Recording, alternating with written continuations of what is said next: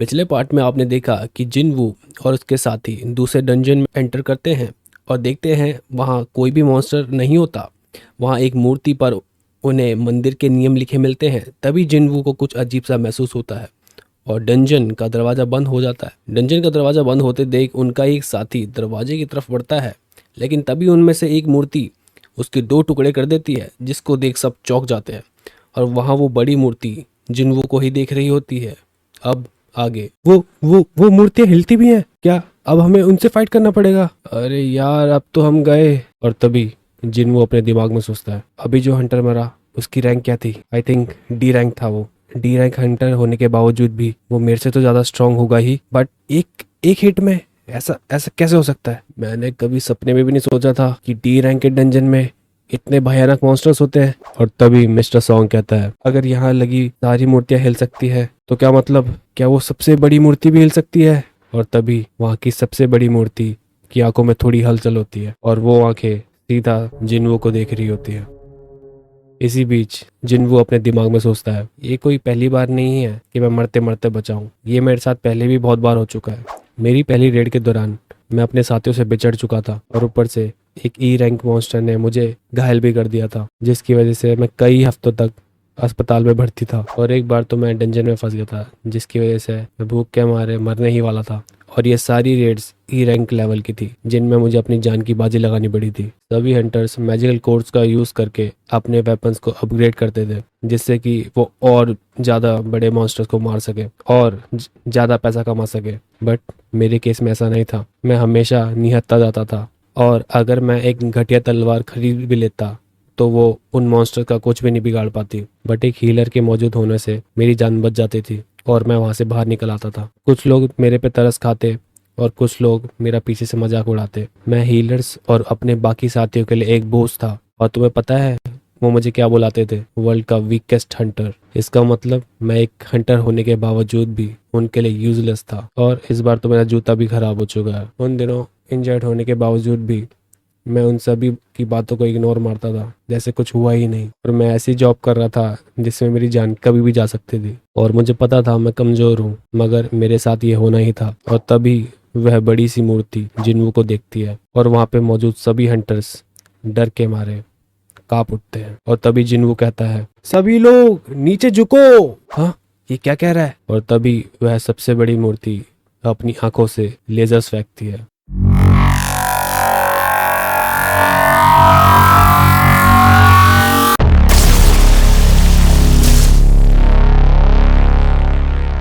जिनवू कैसे न कैसे करके जूही को बचा लेता है।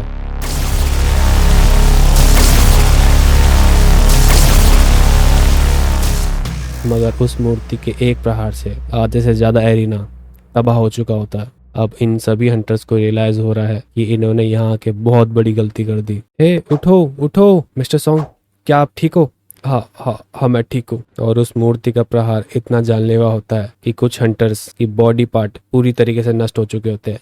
और वहीं पे एक हंटर का हाथ कट के गिर जाता है, जिसकी वजह से एक हंटर शौक के मारे वहीं बेहोश हो जाती है। इस मूर्ति के प्रहार से तो मैं बहुत बाल बाल बचा हूँ। अगर जिनवू लास्ट टाइम पे हम सबको नहीं बताता तो हम सब मारे जाते। मिस जूही उठिए। और तभी मिस्टर सॉन्ग कहता है, सभी लोग जो जहाँ पे है वही रहेगा, कोई वहां से नहीं हिलेगा। अगर हम में से कोई भी खड़ा हुआ तो वो बड़ी मूर्ति फिर से हमला करेगी। और सभी लोग मिस्टर सॉन्ग की बात मानते हैं। और यहाँ हम देखते हैं जिनवू मिस जूही शौक के मारे बेहोश हो चुकी हैं और इनके कच्चे दिल की वजह से तभी इन्हें हम डी रैंक के डंजन्स में भेजते थे। बट अब यहाँ पे खेल कुछ और ही चल रहा है। ये डी रैंक का डंजन नहीं है। और तभी मिस्टर सॉन्ग कहते हैं, जो हंटर्स भी उठ खड़े हुए वो सभी मारे गए और हम लोगों ने तुम्हारी बात सुनी, तभी आज हम यहाँ पे जिंदा हैं। ओह, ऐसा है कि मिस्टर सॉन्ग? एक मिनट रुको, क्या तुम्हें पता था ये सब होने वाला है?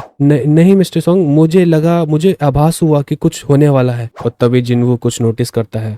मिस्टर सॉन्ग, आपका हाथ। अब इसकी टेंशन मत लो, बस मेरी ब्रीडिंग रोक सकते हो क्या? जिनवू, तुम्हें क्या लगता है इस डंजन की रैंक क्या होगी तुम्हारे हिसाब से? मुझे इसका कुछ भी आइडिया नहीं है मिस्टर सॉन्ग, मैं तो डी रैंक के डंजन से कभी ऊपर गया ही नहीं। और तभी मिस्टर सॉन्ग कहते हैं, मैंने सिर्फ बी रैंक 1 या 2 बार एक्सपीरियंस किया अपनी लाइफ में, और जहाँ तक मुझे लगता है ये बी रैंक से कहीं ज्यादा ऊपर है। और वहाँ पे भी इस तरीके के मॉन्स्टर मैंने कभी भी नहीं देखे। और वो मूर्ति जो सबसे बीच में है वो कम से कम ए रैंक की होगी, नहीं शायद एस रैंक। और बस वहाँ पे एक मंदिर की कमांड्स लिखी हुई है एक जगह पर। पहला, भगवान की पूजा करो। दूसरा, भगवान के सामने झुको। तीसरा, अपना भगवान के ऊपर फेथ दिखाओ। और जो इन सभी कमांड्स को नहीं मानेगा वो जिंदा घर वापस नहीं जा पाएगा। और ये सभी मंदिर की कमांड्स हैं। और मुझे लगता है जो सबसे बड़ी मूर्ति है वो यहाँ की भगवान है। क्या तुम्हारा मतलब वो वाली?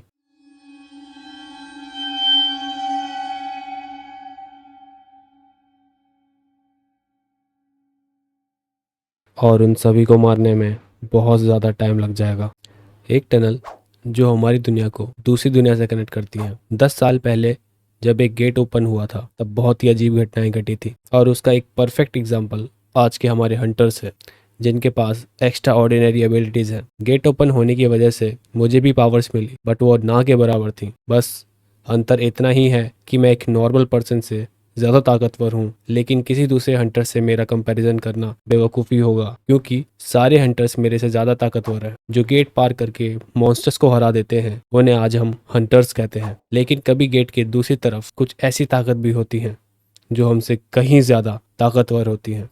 इतनी ताकतवर जिसका हमें अंदाज़ा भी नहीं है। आपका आपका खून तो बहता ही जा रहा है मिस्टर सॉन्ग। इसका मैं कुछ नहीं कर सकता जिन्वू। जो होना था वो हो गया। मुझे लगा यहाँ काम जल्दी ख़त्म हो जाएगा, इसलिए मैं यहाँ 3 हीलर्स लेके आया था। उस जानलेवा हमले की वजह से एक हीलर की बॉडी का मानो नामो निशान ही मिटा दिया गया हो और दूसरा हीलर शौक के मारे पागलों जैसी हरकतें कर रहा है। और यहाँ तक कि जूही जो कि बी रैंक की हीलर है उसमें भी इतनी हिम्मत नहीं है कि वो मुझे हील कर पाए क्योंकि सब लोग डरे हुए हैं। बेहतर यही होगा कि हम लोग शांति बनाए रखें और अपनी जगह से ना हिले। अगर सिचुएशन ठीक लगी तो हम लोग यहाँ से भाग जाएंगे, जबकि ये इतना भी आसान नहीं लग रहा। और तभी दूसरे हंटर्स शौक के मारे बड़बड़ाते हुए, अरे यार ह, ह, हम ही क्यों, ये सब हमारे साथ ही क्यों हो रहा है? हे भगवान, ये तो डी रैंक डंजन था ना, ये क्या हो रहा है हमारे साथ? अगर हम थोड़ा सा भी हिले तो बड़ी मूर्ति हम पर अटैक कर देगी और अगर हम उसे चकमा देने में कामयाब भी हो जाते हैं तो हमें उन 2 गार्ड्स स्टैचू से लड़ना होगा और वो गार्ड्स हमें कभी भी यहाँ से बाहर नहीं जाने देंगे। और तभी एक हंटर उठ खड़ा होता है और कहता है, मैं ऐसे नहीं मर सकता। मैंने कुछ दिन पहले ही एक बड़ी गिल्ड ज्वाइन करी है, इसलिए मैं यहाँ नहीं मर सकता, हरगिज नहीं। और तभी मिस्टर सॉन्ग कहते हैं, बेवकूफ, तुम क्या कर रहे हो? ये तुम सब लोगों को मरवा दोगे। हाँ, ये मैं कर सकता हूँ, मुझे अपनी स्पीड पर पूरा भरोसा है। मैं अपनी स्पीड से भाग जाऊंगा यहाँ से। और तभी हंटर अपनी पूरी स्ट्रेंथ से गेट की तरफ भागता है, मगर कुछ ही सेकंड्स में एक लेजर उसे जलाकर राख कर देती है। और ये देख के सबके मानो होश ही उड़ जाते हैं। उस एक अटैक ने ही सबको डर से भर दिया। डैम इट, ये स्टैचू जब चाहे हमें मार सकती है, ये लोग हमसे कहीं आगे हैं। और तभी मिस्टर सॉन्ग कहते हैं, ये अटैक तो इनके लिए मक्खी मारने से भी आसान था। ये लोग हमें पलक झपकते ही मार सकते हैं, मगर ये ऐसा क्यों नहीं कर रहे हैं मिस्टर सॉन्ग? यही तो मैं सोच रहा हूँ। और तभी मिस्टर सॉन्ग बीच में रखी सबसे बड़ी स्टैचू की तरफ इशारा करते हुए बोलते हैं, ये बाकी स्टैचू जैसी नहीं है जो हंटर्स पर आंख बंद करके अटैक करे, ये उनमें से अलग है। वो गार्ड तभी हमला करते हैं जब कोई गेट के पास हो, और वो बड़ा स्टैचू आंखों से लेजर शूट करता है। तो इसका मतलब ये इनका पैटर्न है। हाँ समझा, एक पैटर्न। ये नहीं हो सकता। मुझे लगता है इस डंजन का एक नियम है। वो देखो, डंजन के नियम वहां लिखे हुए हैं उस मूर्ति के पास। हाँ वो रे। और तभी जिनवू मिस्टर सॉन्ग से पूछता है, मिस्टर सॉन्ग, पहला नियम क्या था? पहला नियम? ये तुम क्या बोल रहे हो? हाँ हाँ, याद आया। पहला नियम था भगवान की पूजा करो। भगवान? तभी जिनवू कहता है, सर ये सब रूल के मुताबिक हो रहा है। तुम ये क्या कह रहे हो? तुम सबको मरवाओगे? नीचे बैठो जल्दी। और तभी जिनवू खड़ा होता है, अगर मैं सही हूं तो तुम पागल हो चुके हो। और तभी जिनवू उस स्टैचू के सामने खड़ा होता है। ये लड़का इतना बेवकूफ भी नहीं है जो कि मौत को चाहे। ये मूर्ति उसे अटैक नहीं करेगी।